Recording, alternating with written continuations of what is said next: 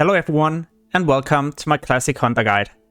In this guide, I'm going to talk about the talent trees that I use when I'm leveling, but also at max level for raiding. I'll also talk about the hunter rotations, the pre-raid biz gear, the hit cap, and some tips and tricks. First, I will show you the talent tree that I use when I'm leveling. I always level up as a Beastmaster hunter, and here you can also see at what level I pick each talent. As a Beastmaster, you will definitely level a lot faster compared to Survival and Marksman. And early on, you will also increase your aspect of the cheater, so you will run even faster. Sometimes it will not even be worth it to use a mount when you have aspect of the cheater. Next up is the talent tree that I like to use when I'm at fresh level 60. The reason why I've spent points into Survival is to get 3% more hit.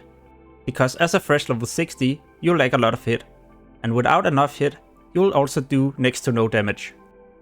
As my character get more hit, I will also redo my talent tree, and this is how it looks when I have 9% hit. In this talent tree, I've spent my points into Beastmaster instead of Survival.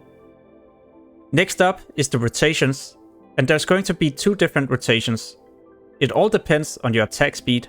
If you have a weapon with 3 seconds attack speed or more, then you will use this rotation. Hunter's Mark you will of course use prior to the pull. Once you have started the rotation, you don't need to reapply Hunter's Mark unless it's about to run out. But else it's going to be an auto attack, an aim shot, an auto attack, a multi-shot, auto attack, and here you could do some different things. You could for example move and change position. You could also use feign death and drink. You could also use feign death and swap trinkets. Then you do an auto attack and then an aim shot once again.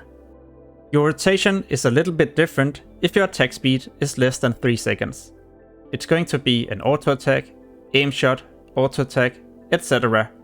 In the black field, you could always use feign death, swap trinkets, but you could also use feign death and start bursting with all your cooldowns. The reason for this is because when you use feign death, you also reduce all your threat, so you could easily burst without pulling aggro. Both of these rotations allow you to use your burst trinket on pull, so by the time you can use feign death, you swap to another burst trinket and that way pull even more DPS. Next up is your pre-raid biz gear.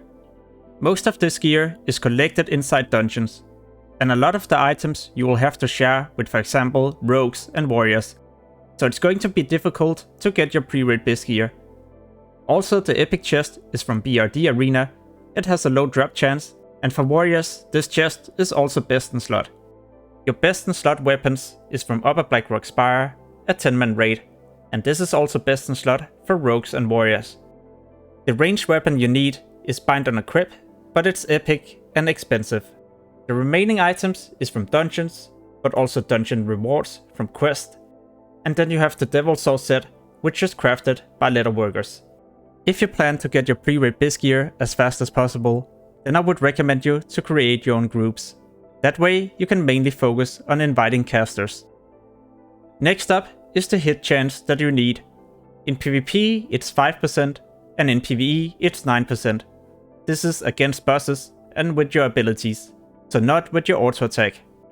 If you followed my talent build, then you already got 3% hit from the talent Sure Footed. So now you just need another 6%. What you could get in later game, or well, when people have started to clear Molten Core, is this scope.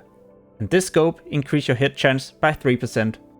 On top of that, you also get another 2% hit if you have the Devil Soul set. If you struggle to get the last percentage of hit, then you could also replace your pre-raid biz swords.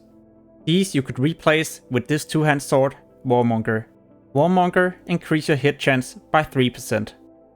Trolls have increased bow skills, and dwarves increase gun skills. This will benefit both races in the beginning because it increases their hit chance.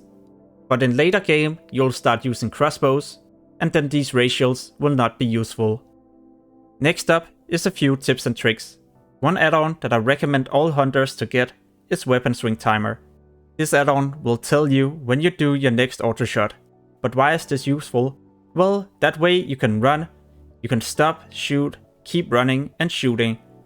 And when you do range damage, you do way more damage compared to melee. If you don't use an add-on like this, you could just use a few auto shot and then the monster will reach you and all of a sudden you have to kill it in melee. When you start leveling your first hunter, then I would recommend you to always check vendors for weapons, because a good weapon will make you level a lot faster. And since you're going to have aspect of the cheater, then you don't really have to focus that much on getting your mount by level 40. In the description, I've left a link with 2 white bows you can buy at either level 11 or 16, and these will probably be a big upgrade unless there's going to be a green weapon on auction house. I hope you found this hunter guide useful. In case you would like to see other class guides, then make sure to check out the channel. I also have guides for how you can make gold, but also how you can save gold for your level 40 mount. As always, thank you for watching and have an amazing day. Peace.